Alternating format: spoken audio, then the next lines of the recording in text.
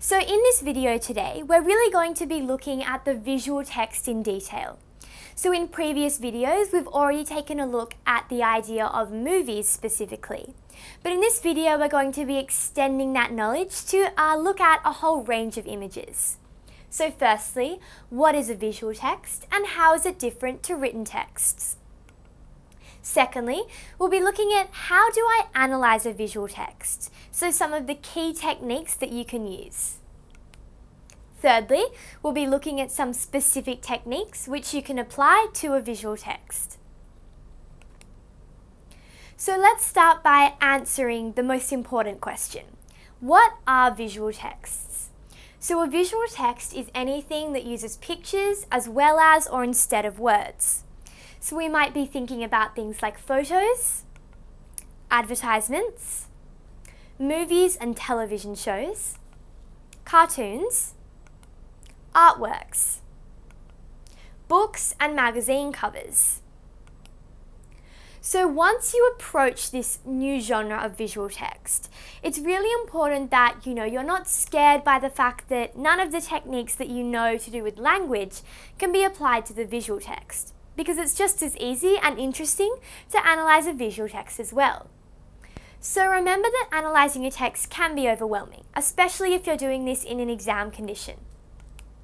However, what you can do is use this checklist to ensure that you have a really methodical approach and ensure that you include all the elements in your analysis and don't miss anything out.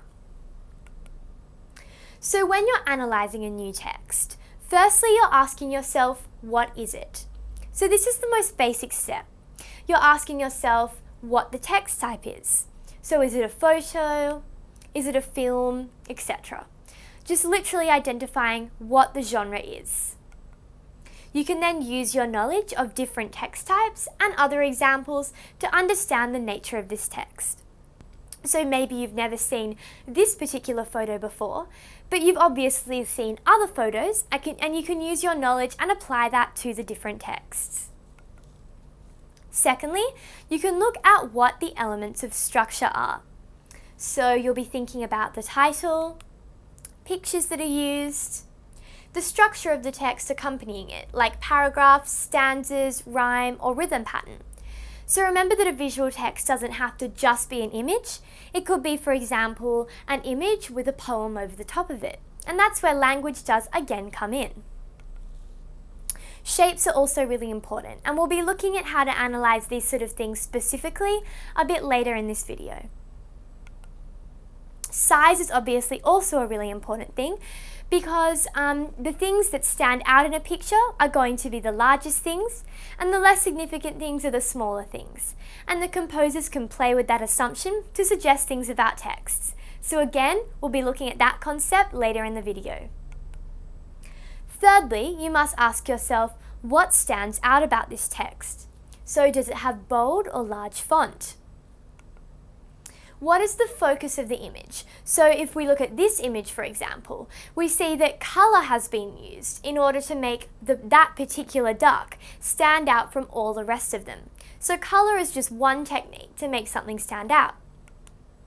So contrasting areas of colour is obviously something that you'll become familiar with.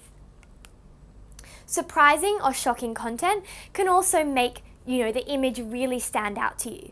So if the image is perhaps particularly graphic or includes something very unusual, that's really going to make you sit up and notice the image.